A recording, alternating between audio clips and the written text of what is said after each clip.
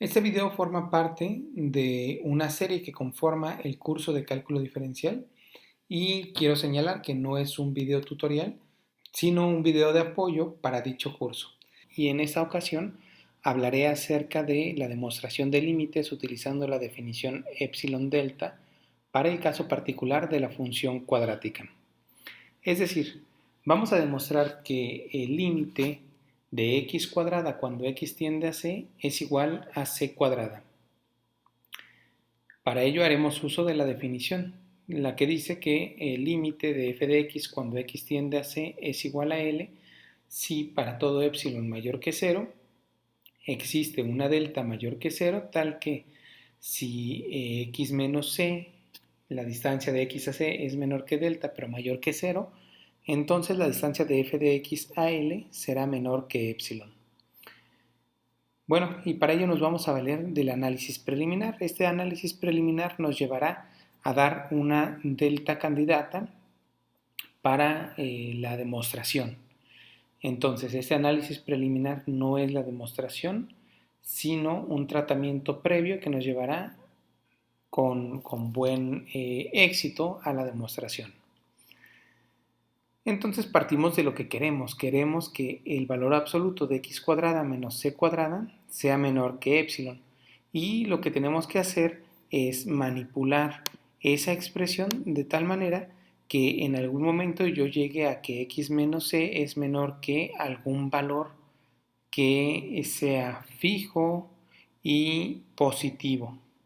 Entonces es claro que aquí yo tengo una diferencia de cuadrados, la cual puedo escribir como el producto de binomios conjugados, es decir, x menos c por x más c.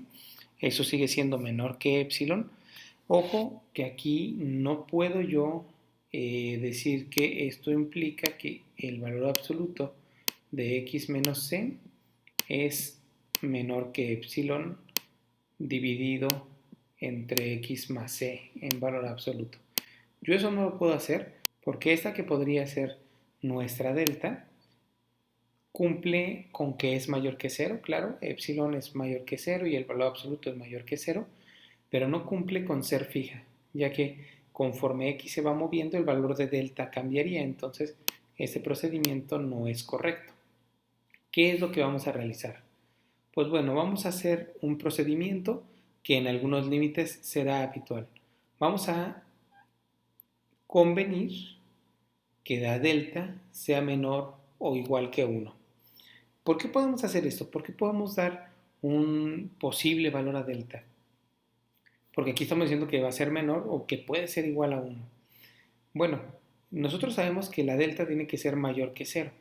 Ahora, para datos muy grandes de epsilon, la delta puede valer 1, puede valer 7, puede valer 10. En este caso vamos a convenir que sea 1 el tope, o sea, de más grande que 1 no va a ser más chica que 1, y eso no está mal, simplemente estamos poniendo un tope. Y con ese tope nosotros vamos a poder proceder a identificar cómo reescribir nuestra expresión de tal manera que lleguemos a una delta adecuada. Pues bien, como x menos c en nuestra definición x menos c es menor que delta, pues entonces x menos c es menor que 1, ya que delta es menor o igual que 1. X menos c es menor que 1. Ahora, x más c, que es el otro dato que yo tengo, este dato que está aquí, el valor absoluto de x más c, yo lo puedo reescribir de esta manera. Puedo poner x más c y luego sumar un 0 disfrazado de más c menos c, lo cual me quedaría x menos c, que es lo que yo estoy buscando, reescribir, y eso más 2 veces c. Luego aquí lo que yo tengo es la desigualdad del triángulo. ¿Ok? Recordemos que la desigualdad del triángulo nos dice que el valor absoluto de la suma es menor o igual que la suma de los valores absolutos.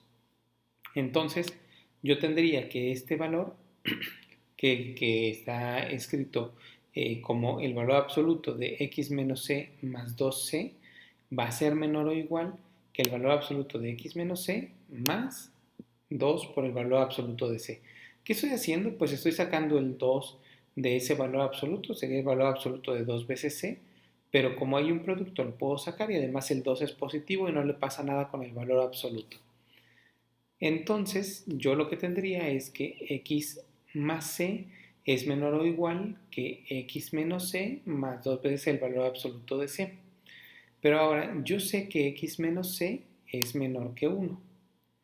Entonces si yo coloco el 1 y mantengo el 2 veces c, 2 veces el valor absoluto de c, pues estoy colocando una expresión que en su conjunto es más grande que esta expresión que yo tengo aquí, que el x menos c más 2 veces el valor absoluto de c. Es decir, estoy sustituyendo el x menos c por algo que es más grande que él, que es el 1. Entonces, al momento de hacerlo, obtengo una expresión que en su suma es más grande que la anterior. De ahí yo puedo obtener que x más c es menor que 1 más 2 veces el valor absoluto de c. Bueno, pues ahora multiplico por x menos c en ambos lados de la desigualdad, es decir, x más c está multiplicado por x menos c y 1 más 2 veces el valor absoluto de c está multiplicado por x menos c. Y voy a poner que esto es más chico que epsilon. ¿Por qué? Bueno, yo tengo aquí al principio que x menos c por x más c en el valor absoluto es más chico que epsilon. Eso que tengo aquí escrito es exactamente lo mismo que tengo aquí. Y eso es más chico que epsilon. Y aquí algebraicamente estoy haciendo algo que de no ser un análisis preliminar sería incorrecto.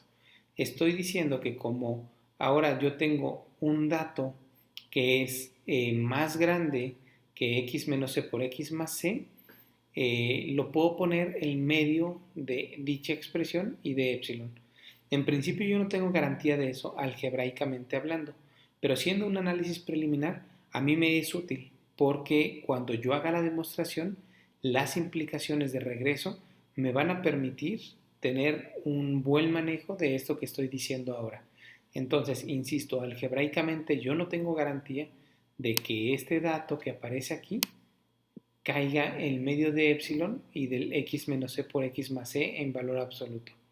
Sin embargo, en la demostración esto sí va a suceder. Avancemos más para llegar a ese punto. Entonces lo que yo tendría sería que x menos c es menor que epsilon y ese dato que tengo aquí, 1 más 2 veces el valor absoluto de c, pues lo paso dividiendo y obtendría ya una candidata a ser delta. Vamos a ver si esa candidata a ser delta la podemos considerar como tal.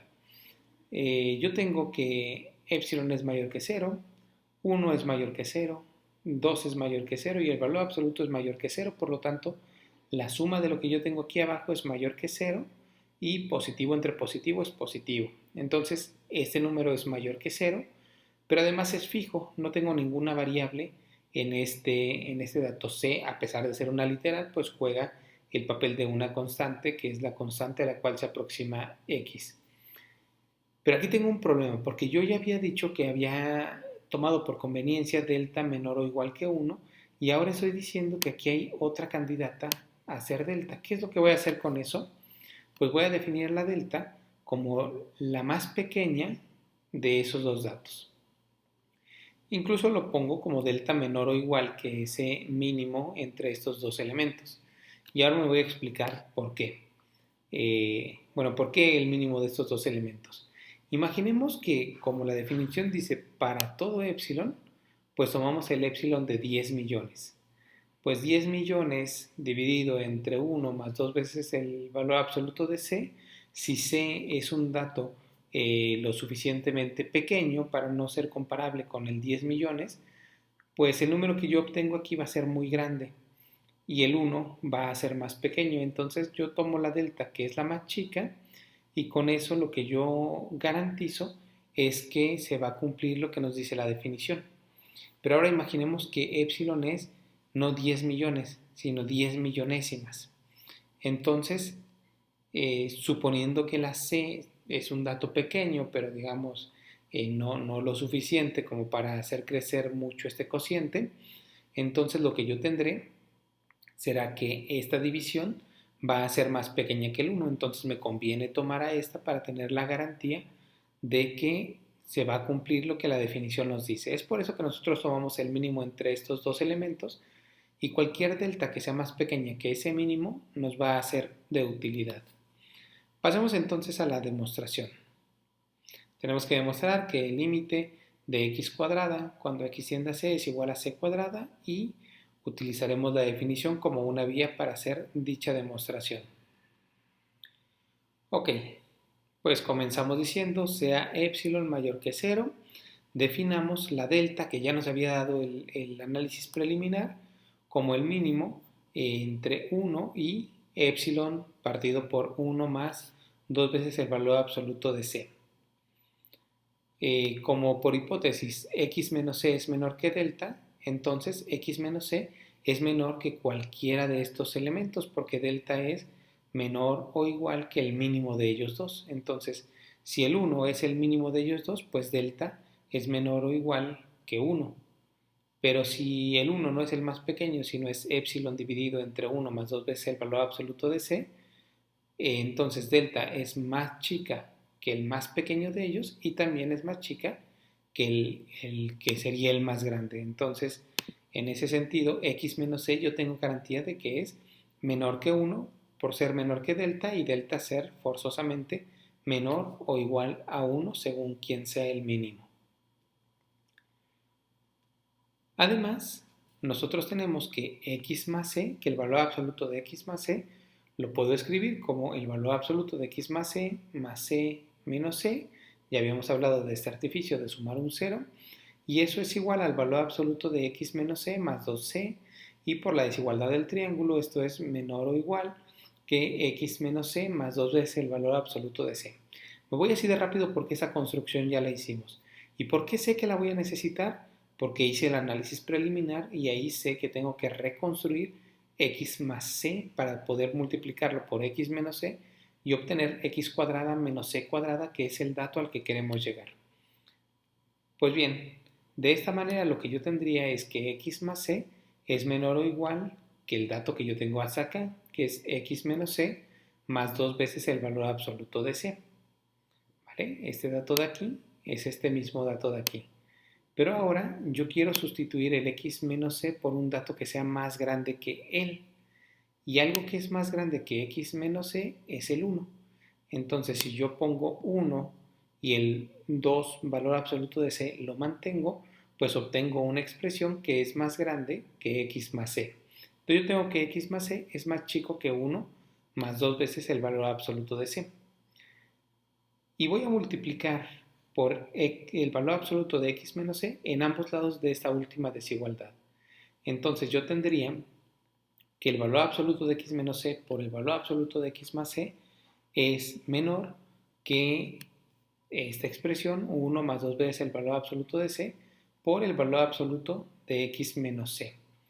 Y observemos que ahora yo lo que voy a hacer es tomar en cuenta que el valor absoluto de x menos c, al ser menor que delta, recordemos esta parte, y delta estar definida como el mínimo de estos dos, bueno, menor o igual que el mínimo de estos dos, pues nuevamente, si epsilon entre 1 más 2 veces el valor absoluto de c es el más pequeño de ellos, pues delta es menor o igual que este.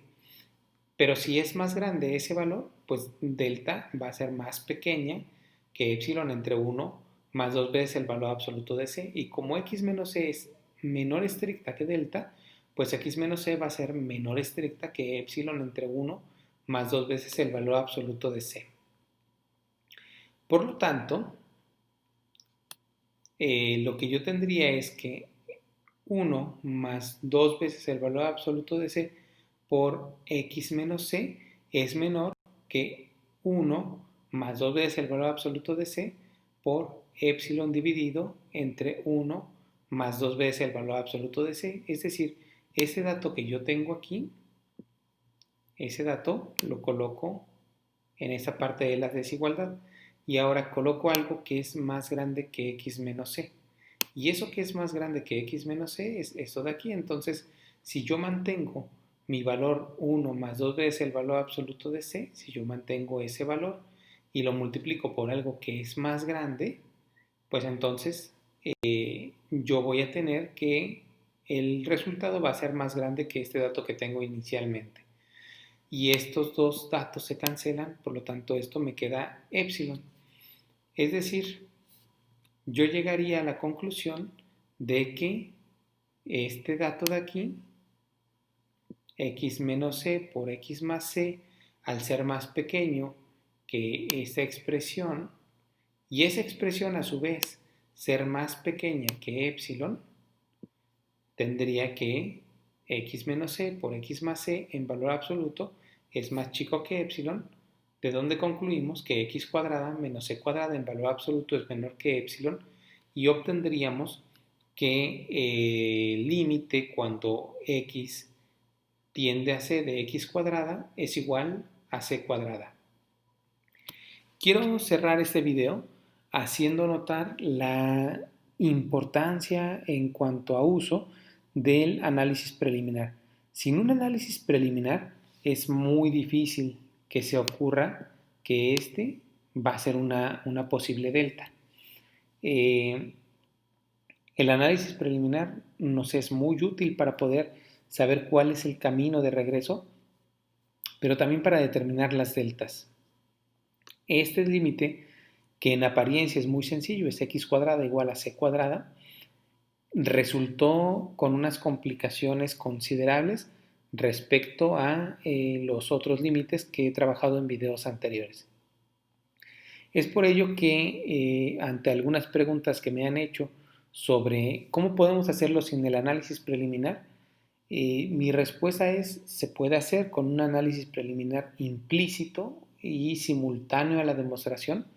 Sin embargo, en términos de poder fortalecer el uso de la definición para llegar a la demostración, recomiendo ampliamente el uso del análisis preliminar y sobre todo también quiero hacer mención a este nuevo artificio que nosotros empleamos, que fue la conveniencia de utilizar un valor para acotar a la delta.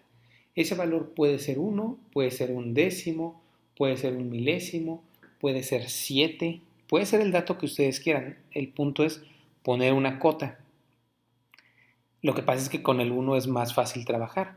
Pero si ustedes le quieren poner 3 quintos, le pueden poner 3 quintos y no va a pasar absolutamente nada, salvo que nuestro valor que tengamos aquí va a ser 3 quintos y después esto se va a modificar según el dato que nosotros vayamos empleando. Entonces, esta conveniencia es realmente conveniente, el 1 como una cota, sin embargo no es obligatorio. La parte importante es acotar a la delta para poder reconstruir otros elementos como lo es el x más c en este caso, que yo no tenía otra forma de trabajar algebraicamente para podérmelo transformar y llevar a una forma deseable, ¿no? Y aquí lo que pude hacer fue llevar este x más c a una forma de x menos c con una constante, lo cual me permitió determinar una delta con esta forma que a nosotros nos convenía. Bueno, eso sería todo por este video y en adelante haré algún otro con alguna función distinta a esta que realicé.